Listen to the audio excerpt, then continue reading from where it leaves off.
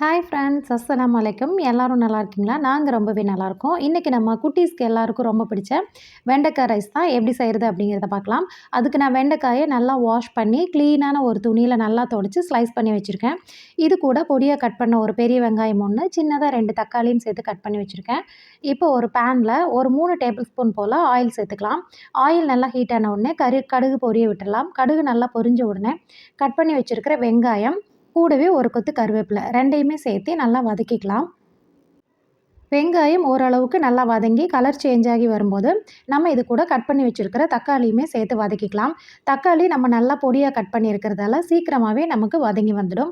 ஓரளவுக்கு தக்காளியுமே நல்லா வதங்கி மேஷ் ஆகி வரும்போது இது கூட நம்ம ஒரு 1/2 டீஸ்பூன் போல் இஞ்சி பூண்டு பேஸ்ட்டு சேர்த்துக்கலாம். இஞ்சி பூண்டு பேஸ்ட்டையும் சேர்த்து நல்லா வதக்கி விடுங்க. அதோட பச்சை வாசனை எல்லாமே நல்லா போகட்டும். அதோட பச்சை வாசனை போன உடனே இந்த ஸ்டேஜில் நம்ம கட் பண்ணி வச்சுருக்கிற வெண்டைக்காய்களை இது கூட ஆட் பண்ணிக்கலாம்.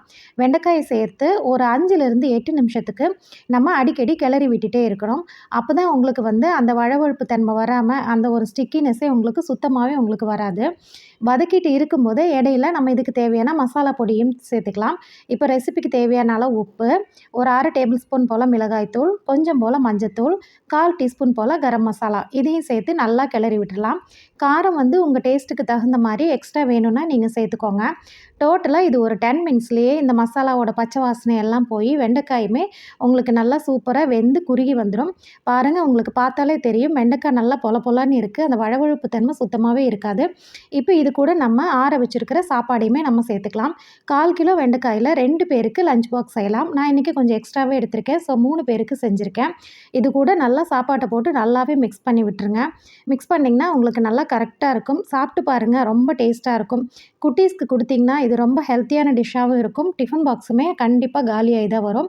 அப்புறம் அடிக்கடி செஞ்சு கொடுக்க சொல்லி கேட்பாங்க. இந்த ஈஸியான ரெசிபியை நீங்களும் ட்ரை பண்ணி பாருங்கள். ரெசிபி பிடிச்சிருந்ததுன்னா கண்டிப்பாக நம்மளோட சேனல் ஆஹா வேர்ல்டு சப்ஸ்கிரைப் பண்ணுங்கள். ரெசிபி பிடிச்சிருந்ததுன்னா ஒரு லைக் கொடுத்துருங்க. நெக்ஸ்ட் ஒரு சூப்பரான வீடியோவில் பார்க்கலாம். தேங்க்ஸ் ஃபார் வாட்சிங்.